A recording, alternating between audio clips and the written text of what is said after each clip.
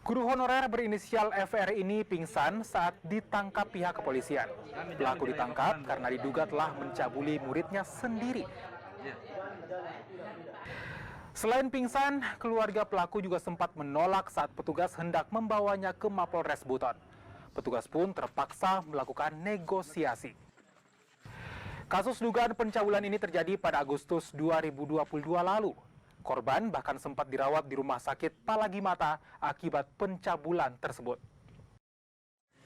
Untuk pelaku, setelah kami menemukan minimal 2 alat bukti dalam rangkaian proses penyidikan yang dilaksanakan oleh PPA, kita telah lakukan upaya paksa berupa penangkapan terhadap pelaku.